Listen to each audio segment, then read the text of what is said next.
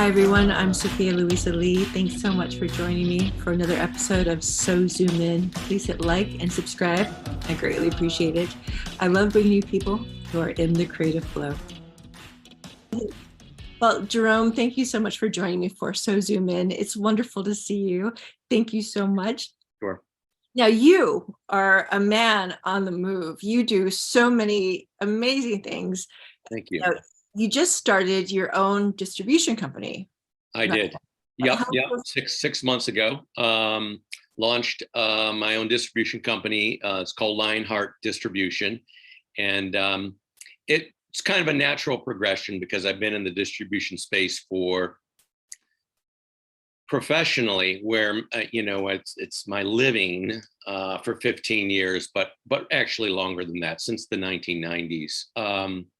But as a consultant for producers, I've been doing that for 15 years. And then, so it's a natural progression to say, you know what, I think the problem is that a lot of distributors out there today, there's a lot of corruption and there's a lot of unethical behavior.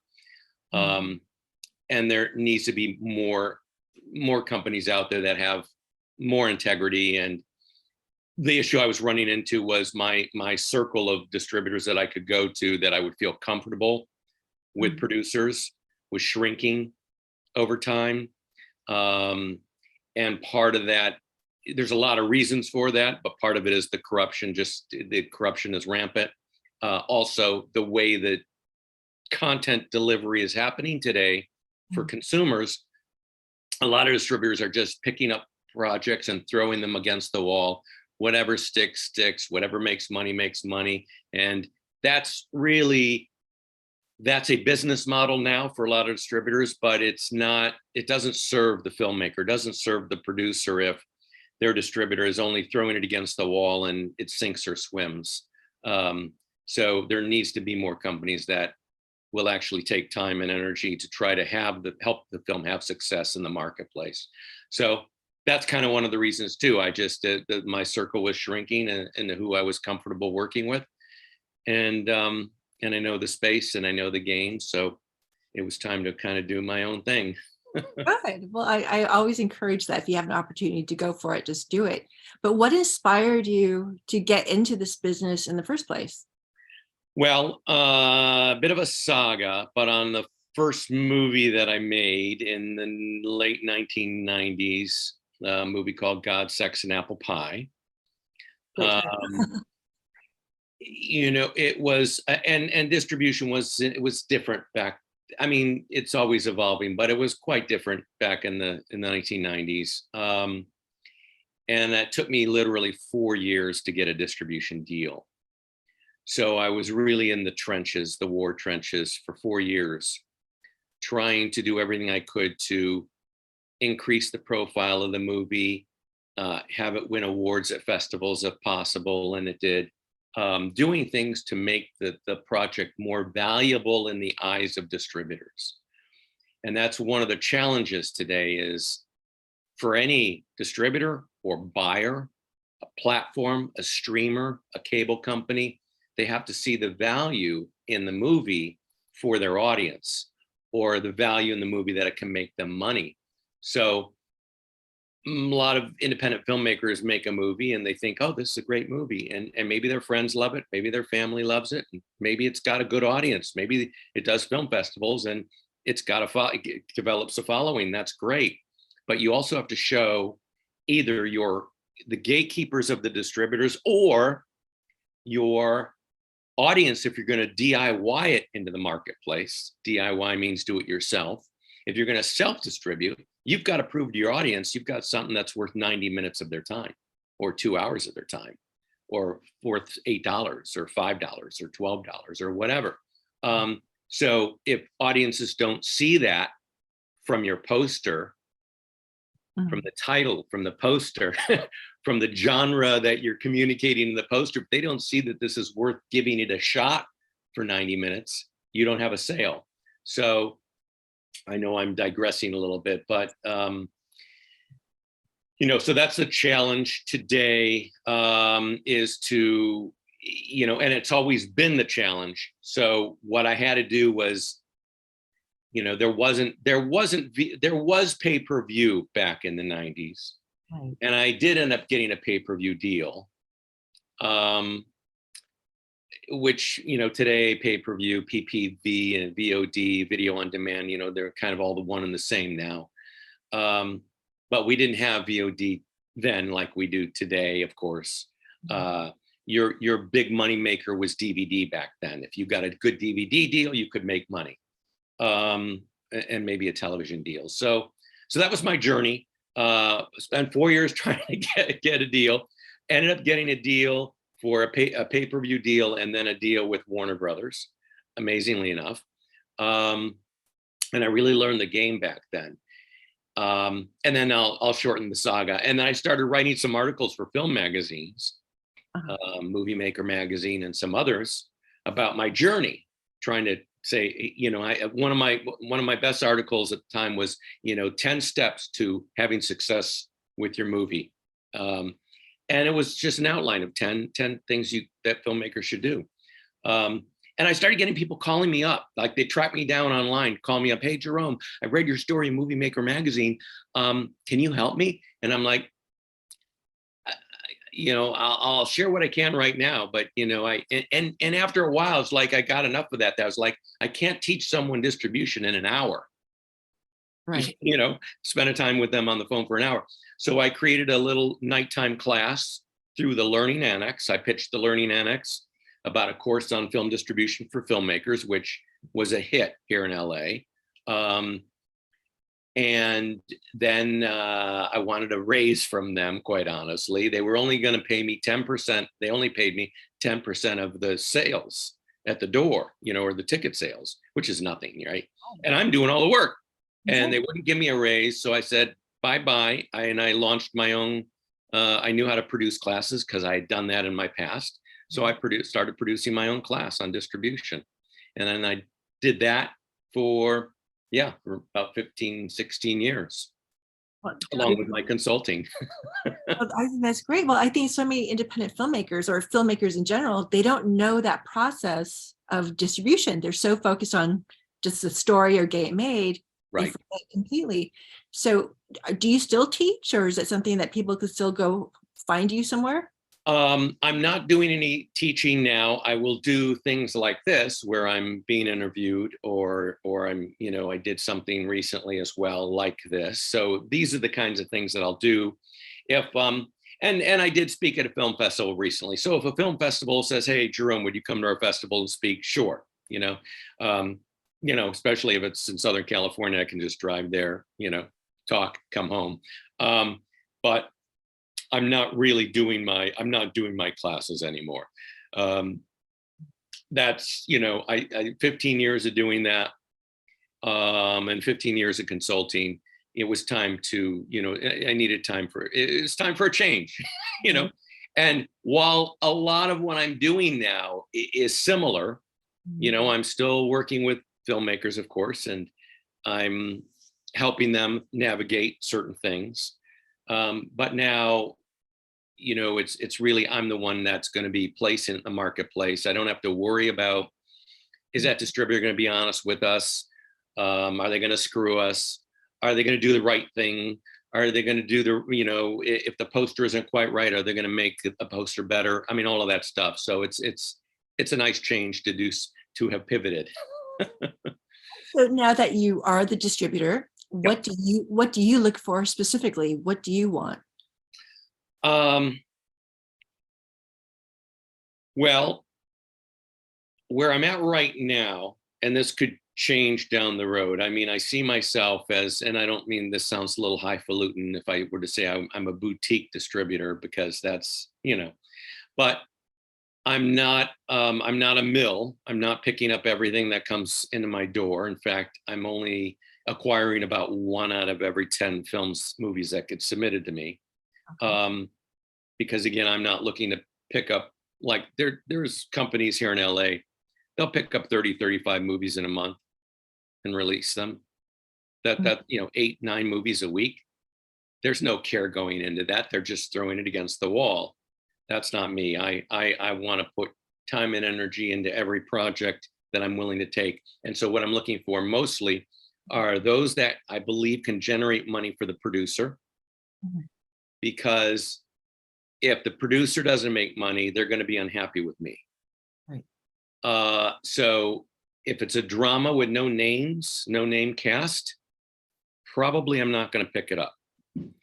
But I'll look at it, but probably not. I mean, I've only, of the movies I've acquired, I'm looking at my board, of the movies I've acquired so far, I think there's just one drama in there, with no names.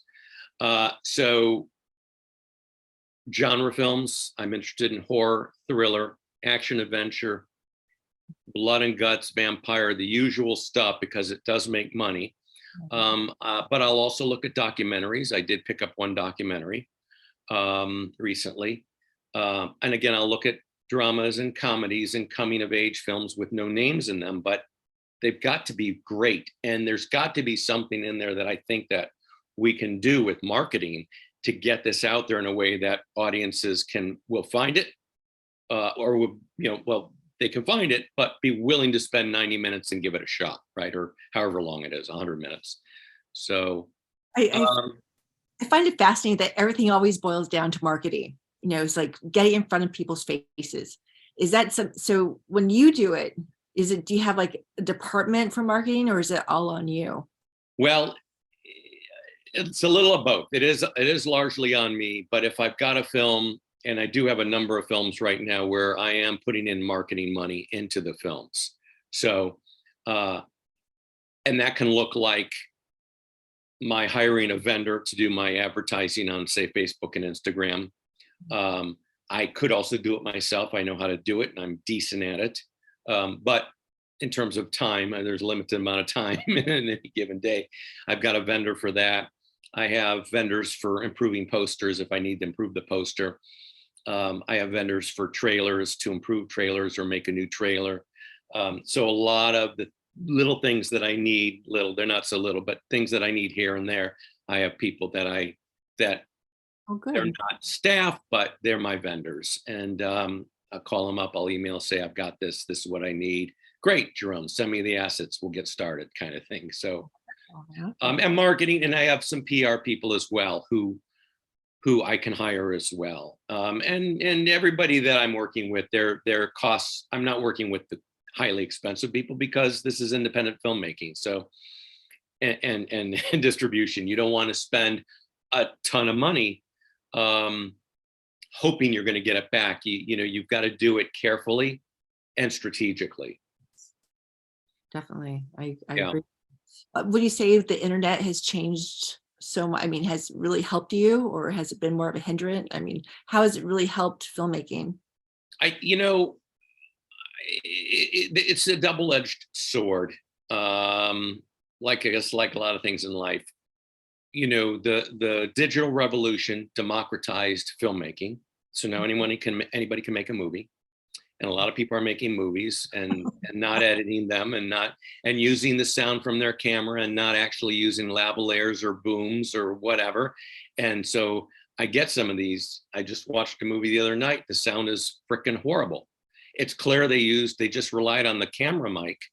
Yeah. The picture's not horrible, but so they probably had a good camera, but they didn't have a sound, didn't have a sound mixer to do good sound. And that's a problem for the plot. Somebody wants to get that on Amazon, probably Amazon's going to reject it because it's not going to pass their QC, quality control. So that's been a good, the democratization of film has been a good thing, I think, generally speaking. Some people rail against it. I don't. It is what it is. And then with the way content viewing has changed, with Netflix having pretty much almost single-handedly killed off DVD, although DVD is still alive. But Netflix was the leader in moving the country to streaming. That has definitely had an impact on revenues that movies can make. Right. Because you could make money with DVD, and now with streaming, you've got to hope that you're that one movie out of 50,000 movies that people are going to want to not only find, but want to watch. And so, yeah, so, but along with the way content viewing has changed and the way everybody's online, you can reach people. You can target if you've got a niche audience, let's say, think of an example. Okay, so let's say you've got because there was a film that I was a consultant on that was released a few years ago. It's a Godzilla spoof, a spoof on the old Godzilla movies, Right. and so also known as kaiju. For anybody out there knows what that means. So there's a kaiju audience out there that is desperate for this kind of movie. Anything to do with Godzilla, they want to see, and they will buy DVDs and Blu-rays of this. So we released it on DVD and Blu-ray and on streaming, and we could find our audience. We were able to target our audience online to find them so that they would see the film. So that's also a positive with the internet, is that all the little thousands, hundreds of thousands of niche audiences out there, they've congregated in groups, or using Facebook advertising. You can hyper target audiences for whatever your audience is. So I think that's so important. So as a filmmaker, you go in with a story and you want to tell your story, but you really have to consider who is going to see your film, right? Yep. So there have been times when I've heard a filmmaker say, well, it's a great story, I'm writing it for everyone. That's not necessarily true, right? Well, they think they're writing it for everybody, but yeah, it probably isn't true. But you're right, Sophia. It really is important when people are writing their scripts that they know who their audience is, and that they know, that they're writing for their audience. Now, if you're writing for a global, or let's say, a wide audience,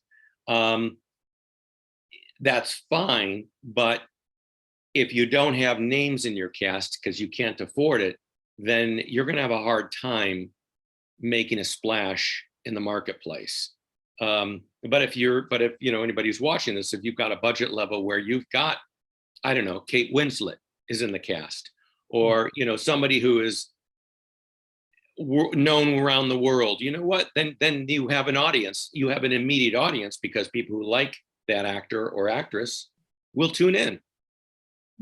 But do you usually go for films that are already made, or are you ever part of the development process? At this stage, I'm not willing to be part of any development process. I don't have the time. I've been a producer. I still am a producer, but that's all on hold because this distribution business is a full-time thing. And, will I, get involved in something, down the road? I'm sure I will. But for the next year, I'm not diverting my attention from anything other than, handling movies in the marketplace. Do you travel a lot because of the films, or are you able to pretty much stay in California? No, pretty much, I can do everything from here. We'll be traveling, have traveled a little bit. We'll travel to film festivals to look for other movies to acquire. But right now, in terms of distribution, I don't really need to travel anywhere other than maybe to seek out, movies, certain level of movies. I might be going to South by Southwest in the spring. There's certain film festivals that I'll be attending because they have the right kind of film that I might be interested in, versus maybe a very experimental film festival, right, that you're going to have a very small audience for something extremely avant-garde or experimental in nature. Well, I find it so amazing that there's so many different types of film festivals. Like, I know Sundance is coming up this month. You mentioned South by Southwest. There's the Austin Film Festival, a lot of these bigger ones. Do you think it's more important for filmmakers to go to those kind of festivals if they can get in, or do you think they should just go to whatever they can get into? No, the launch point, for a filmmaker with a new movie, is well, it depends on their goal. right? But if their goal is to maximize their earning potential with the film, then if they're in one of the top film festivals in the country or the world, there's a good chance they're going to maximize their potential earnings. If they start at the second tier film festivals, then all the top tier only want premieres. So if you premiere at a second tier, and then I say second tier, there's nothing wrong with that. I did second tier film festivals with my first movie, and it worked out fine. So, so there's no derogatory, connotation meant about second tier. But if you start at second tier, you're not going to get a Sundance, a South by Southwest, a Tribeca to program your movie because you already played somewhere else. So if a filmmaker's goal is to try to maximize earnings eventually, then you gotta play the game of trying to get into one of the top film festivals. And then if you don't, then you'll go to the ones underneath it, or you'll apply to the ones underneath it. It's a game. Building pedigree, and that's something I taught a lot about, always taught about building pedigree for your film. It's important. It depends. Well, all right. So what is pedigree? Pedigree is, if you have Brad Pitt in your film, guess what? You got pedigree. Because that's it's a perceived value. Pedigree is perceived value.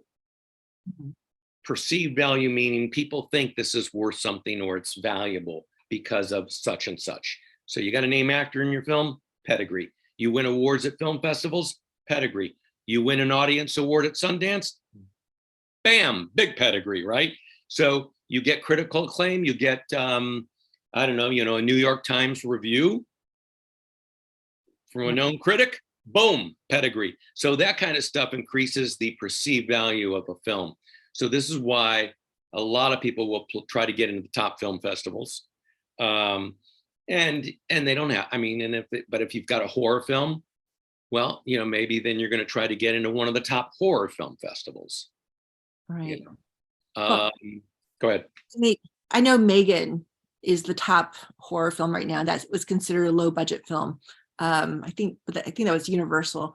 So when people think horror, they think they can get it done very low budget, but there still has to be a certain amount of pedigree, even in doing something like that, right? Well,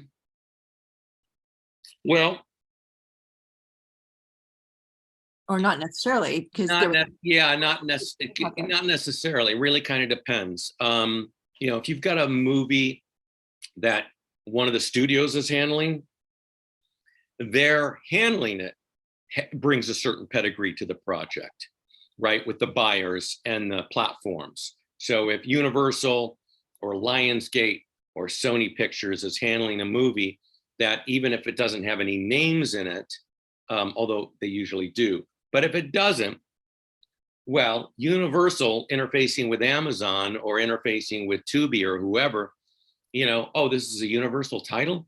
Well, it might get better placement initially. The algorithms will take over eventually on these platforms, and we can talk about that. But initially, will it get placement where it's maybe on the front page when somebody goes to a website, it goes to Tubi or whatever, maybe. So a studio like that, just by virtue of them handling it, kind of adds a perceived value to the project. It's just so amazing how many different filmmakers there are out there. And you're right, because of the internet, so many people feel like they can be their own filmmakers, so the competition or the load, the quantity is just so much. How do you really sift through all that? You mean as a distributor or as a viewer at home deciding what I want to watch?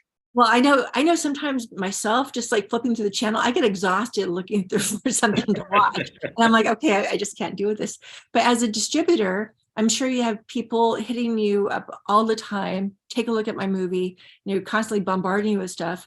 What stands out to you the most? Is it the title? Is it the poster? Is it the person? So I have a submission form on my website, and so I'll get X number of submissions in any given week. So when it comes in, I'll glance. I have a bunch of questions that people fill out on the form. I'll glance to see the title and the genre of the film. Mm-hmm. And, you know, and then it goes into a folder to view. And I don't really, and I don't spend a lot of time reading everything at that point because I'm just glancing to see what it is. I put it in the folder, and then I will get to viewing that usually within a week or so, sometimes 2 weeks. But you know, and on my website too, I tell people to don't expect a response for 2 to 3 weeks. But now, if I see a title that is that really catches my attention, then I'll just make a mental note. Okay, well, that one is probably going to be one of the first ones I review, even if it comes in later than earlier submissions. And to be honest, that's the way most distributors are, right? If you suddenly get a film, so film came in, but not through a colleague, and it has a name in it. And I'm like, okay, I'm watching it that night, right? And I watch it that night or that day, because it's got a name in it, which means there's going to be a lot of other distributors who are going to be interested. It came from a colleague. I need to watch it now. And then the next day I was on the phone with the filmmaker and the colleague. So that's kind of how some of my movies come into me, is through colleagues and referrals. Right. And if there's a name in it, I'm going to watch it before I watch films without names. But that's just to be honest. But the truth is I will view everything, and I view everything myself. So I don't have a staffer that I'm making them watch everything. I'll watch. But okay, so now you have a film, and you, I've heard of deliverables. Yep. A lot of people aren't sure what that means. What exactly is that, and how is it something that you help do? Sure. So deliverables are those items that are needed to deliver a movie to a studio or a VOD platform or a streamer, cable company, whatever. So that is a digital file of the movie. That's a digital file of the trailer. It's a poster, and it's a number of other things. So we call those deliverables. And most filmmakers have a hard time the first time they do this because they make mistakes. These things always have to be to what we call specs. They're specifications. They have to be to specs. And if they're not to specs, then I'll tell the filmmaker, you didn't do this right, please do it again. Or there's a problem with this, let's do it again. And I get a range of producers some producers are just on it. They deliver, they give me all the assets. I'm like, and I check them out and they're like, great, good, we're ready to go. And I love them. And then I will have some producers who I still love, but they will deliver to me 3, 4, 5 times because they can't get it right. And oftentimes it's because they're not an editor themselves. So they're either relying on someone else who isn't following the specs, or they're trying to do it themselves to save money.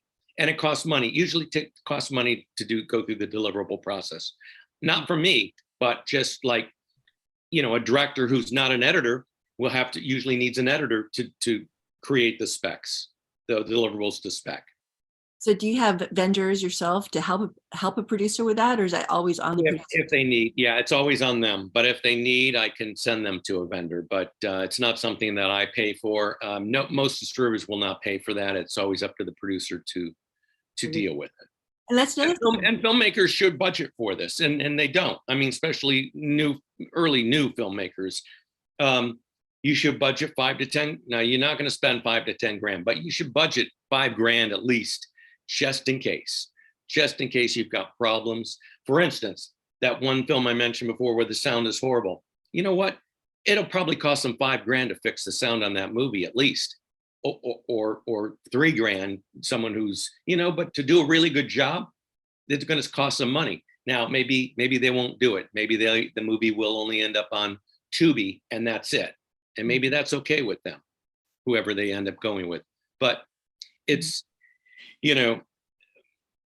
people, unfortunately, there's a lot of people out there, which along with the democratization of film, like we talked about, there's a lot of people out there who think they can just pick up a camera and just start shooting and throw it together, and it's going to be just fine. And the paradox there is that there are certain movies where that can actually work. You know, that the low tech quality or the messiness of the production might actually work for the film. Like if it's a found footage film or something that, you know, is in theory, it was documentary style, so it's not perfect, doesn't sound perfect, that can work. And sometimes it does. But then there are many films where, you know, you can't get away with that. So, you know, it's a learning process for a lot of filmmakers to understand, oh, I should really have a sound team getting good sound while I'm shooting good picture, you know? There are a lot of moving parts in making a movie. I don't think a lot of people understand that. And, you know, and like I said earlier, it's like when you see a bad movie, it's heartbreaking because just to get into the room a lot of times, it's really impossible sometimes. Yeah. So here you are. So what are your long-term goals as a new distribution company?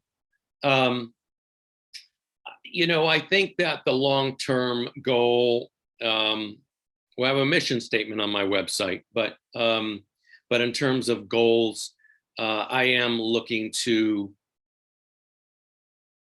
be at the level at some point where if I wanted to pick up a movie for theatrical release, that can do that, and I have the capitalization to do that.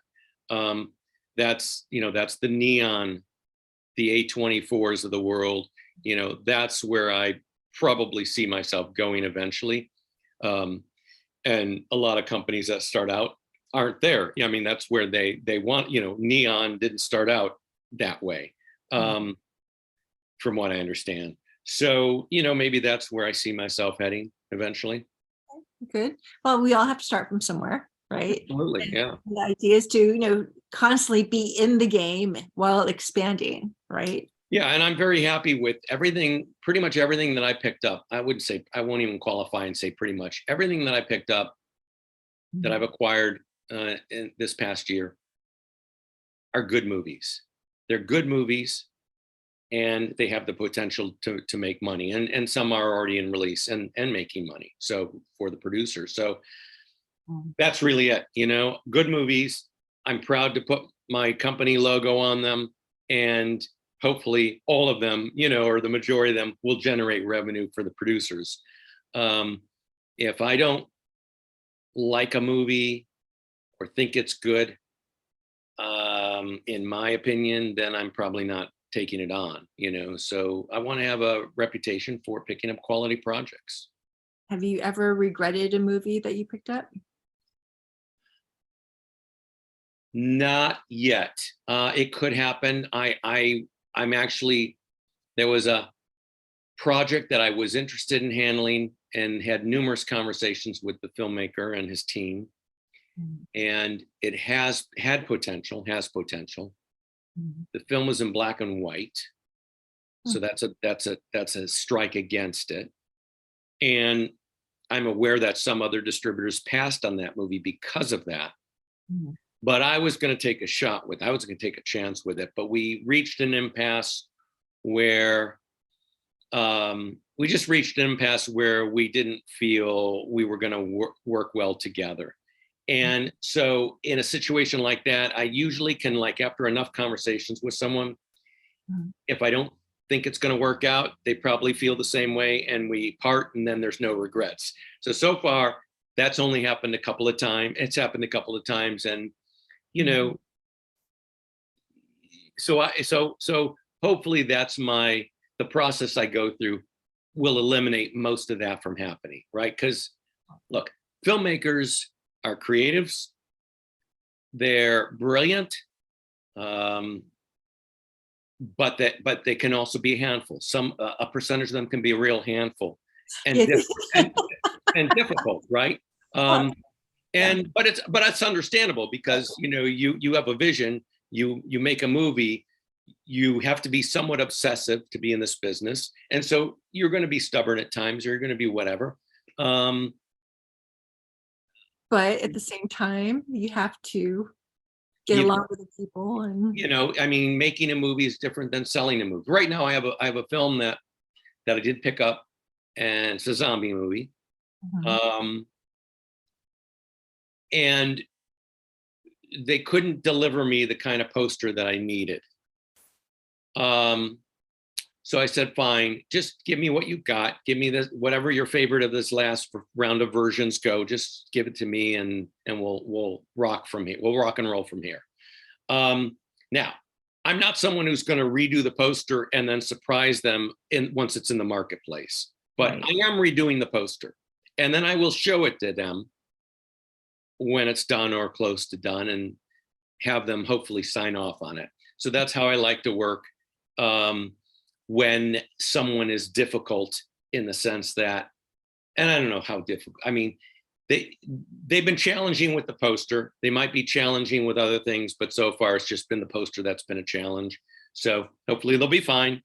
But I don't even know where I was going with that, but filmmakers can be a challenge at times. And so, but that's the nature of, the business we're in. Well, it really is a team effort. It's such a collaborative effort on so many levels. Yeah.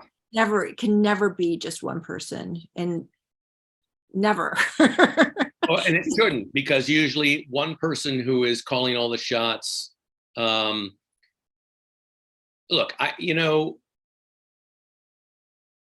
anytime I've been involved in producing something, if someone, so on my very first movie, this is a great example. My very first movie, the God, Sex, and Apple Pie movie, the art director came to me one day before we shot this sequence and said, Jerome, what do you think about this?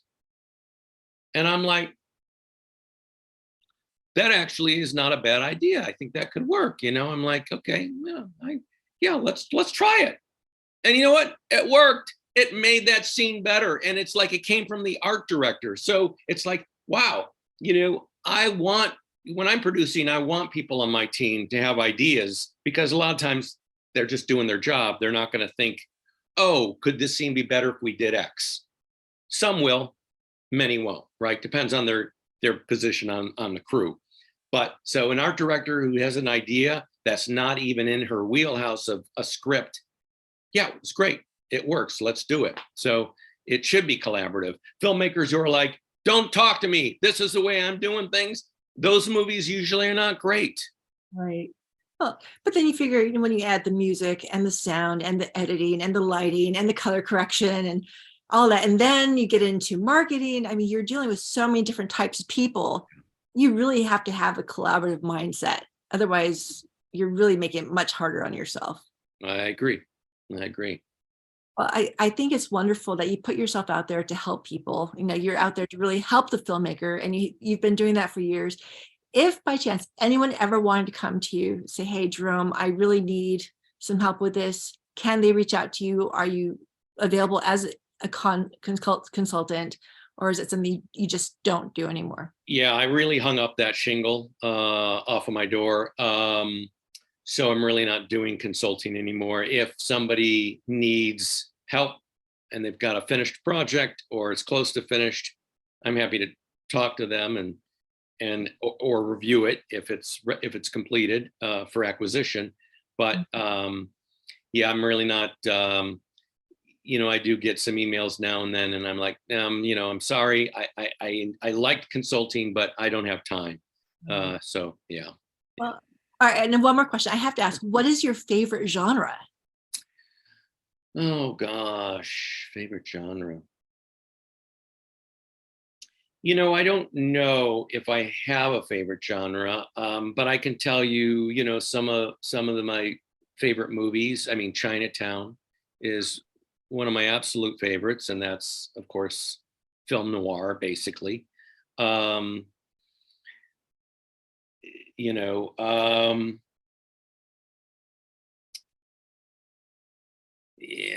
Movie like I'm trying to think something more modern. Well, and this isn't modern. Groundhog Day, one of my favorite movies. Movies that tell a good story, a great story with great actors, It can be a drama. It doesn't have to be horror. It can be coming of age. Some of the spacing on it now, but the Rob Reiner coming of age film from way back when, that's an old one too. I can't. I see the movie, but now I can't think of it. Stand by Me.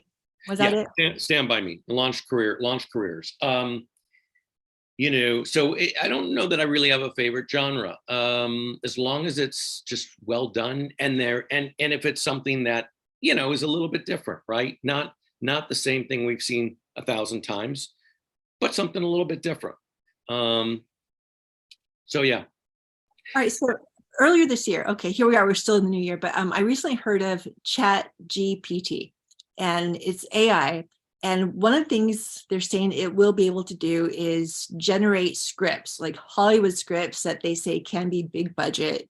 And they can even generate the actors, and have the actors, be AI also, which I think they did with Harrison Ford in the new Indiana Jones movie, made him look younger, like he was 40 as opposed to 80. But which they did with the Scorsese film a couple of years ago too. Right, The Irishman. Yeah, the Irishman. Which was, anyway, we won't talk about that. But with AI coming in so strong, do you think it will take over movie making, including distribution, or do you think? Prognosticating now, I don't know. I kind of doubt it. It can play a part, and it might be a part of the industry eventually. But, this idea that AI intelligence is going to come up with incredible dialogue that hasn't already been spoken before, I just don't know. I just don't know. I don't necessarily see that. On the other hand, Stephen Hawking might disagree with me if he were still alive and say, you know what, it's going to happen, maybe. Because Stephen Hawking, for anybody who knows, he made a prediction and a warning that we've got to be careful with AI, or he felt that it could actually take over humanity. Which is part of the the science fiction memes or theories. It has been for a long time. So I just look, the studios are always doing formulaic stuff. Mm-hmm. So would they use AI to maybe try to just replicate scripts that have been successful? I could see them doing that and trying it and seeing if it works. And it may work a number of times, and I'm sure there'll be times, John Carter, where it doesn't work, although not that the AI was used with the John Carter script, but it's I'm sure that it will be tried and maybe they'll have some success with it, but it's not something I think that you're going to be able to bat 1,000 with. Okay. No way. I just don't, because creativity is not something that can be,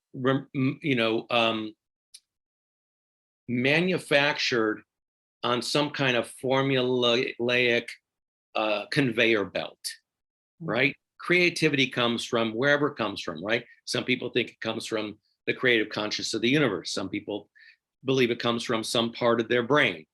Wherever it comes from, I don't know that AI is going to be able to ever replicate true creativity, but on a consistent basis. But can it do it at times and come up with something that, oh my God, nobody's ever written that, nobody's ever thought of that? For sure, I think it's possible. So I don't know if that really. Well, it's going to be interesting to see what happens, right?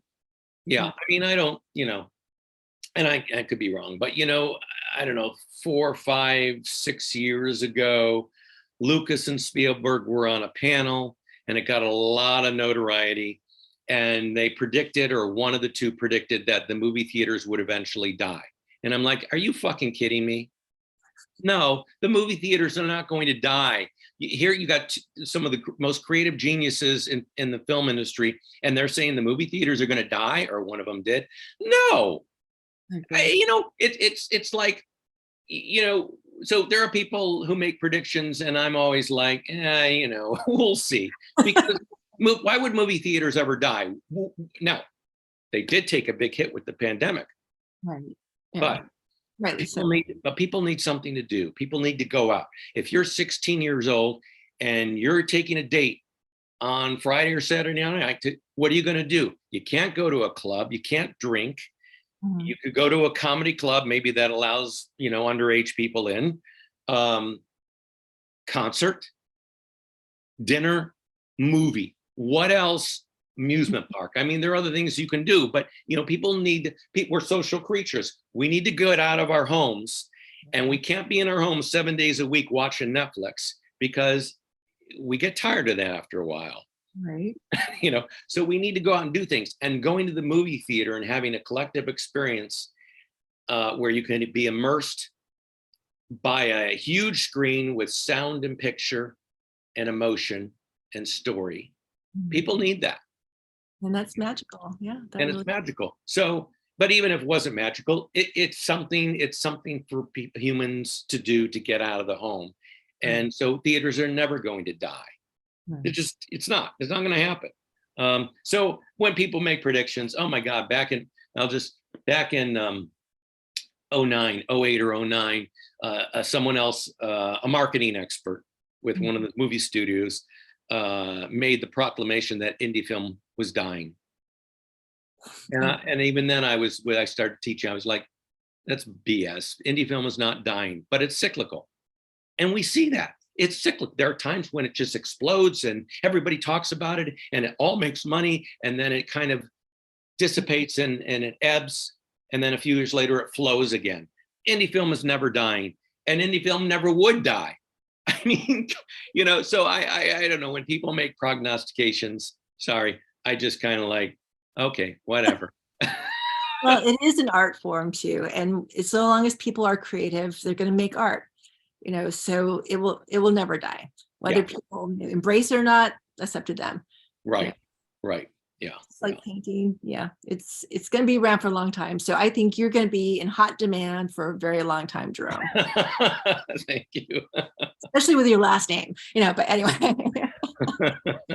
Yeah. And by the way, so if people want to read more about, a little bit more about my background, or they've got a film that they want to submit to me, I don't handle short films, only features, feature-length docs. And I will look at TV series if they're completed. So anything that's completed along those lines, and they can go to my website, which is lionheart.la.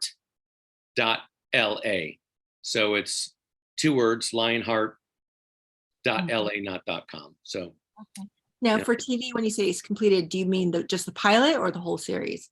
No, the whole series. I'm not again, there's and I get asked this pretty regularly. People who have made a pilot and are shopping the pilot to get a license deal to produce the whole series. That's a different department than the completed acquisitions departments at various streamers or studios. Different sets of staff. So I'm not in the game of taking a project or a pilot and saying, hey, want to license this for 8 episodes. Let's make a deal. I mean, that's a whole nother ball game, which at this point, I don't have the time for. Who knows, maybe in the future. Okay, so lionheart.tv. .la. Okay, lionheart.la. See, I had TV on the mind. Okay, great. Well, it's a beautiful website, and I hope people go check it out. And Jerome, thank you so very much for your time. I greatly appreciate it. My pleasure. Thank you. Good luck to everybody out there listening. Have great careers, and go get them.